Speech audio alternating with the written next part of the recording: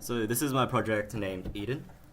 It is also the 6-minute video to demonstrate the skills that I've used in this project that I spent over a year to produce. Okay, so right now this is my inspiration off Google Images, searching for artillery, using Rhino 3D to create my objects. So one of the basics of Rhino is to create a basic object and then slowly take away from the objects. So here I'm looking for what it means to look like a futuristic cannon, and so I have found out that these kind of barrel designs are usually a futuristic aspect. So to create this object, I have to make many splines and then create many extrusions to delete from the object.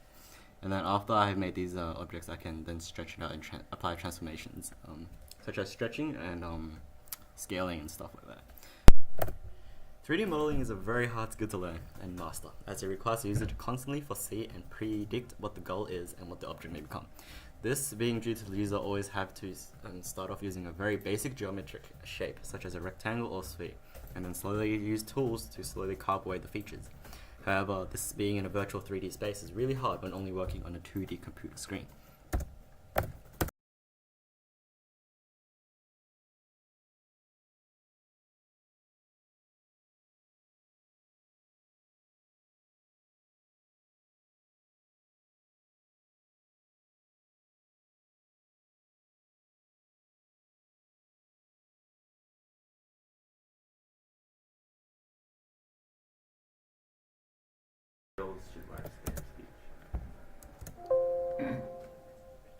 So what I'm doing right now is finding the right texture to apply to my paintbrush in the Unity Terrain Creator object.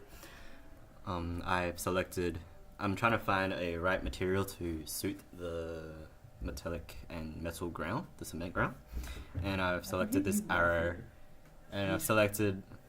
pattern to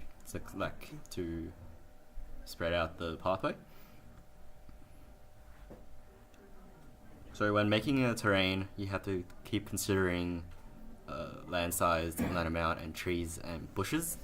But often the color of the bushes is often as important as the density of bushes.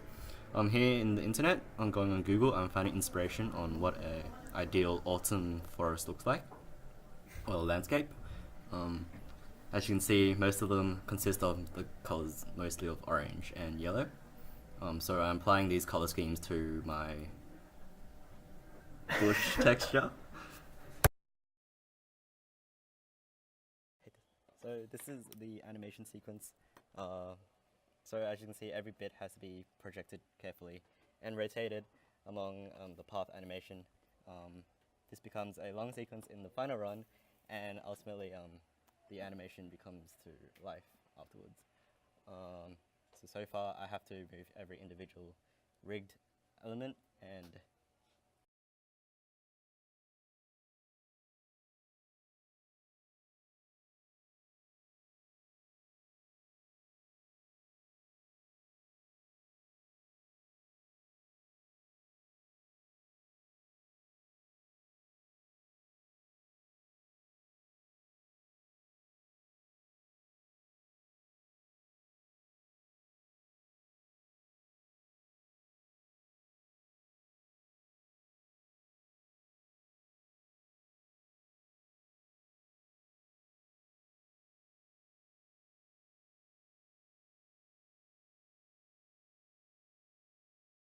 video compositing requires the user to deal with multiple images, more than sometimes 100.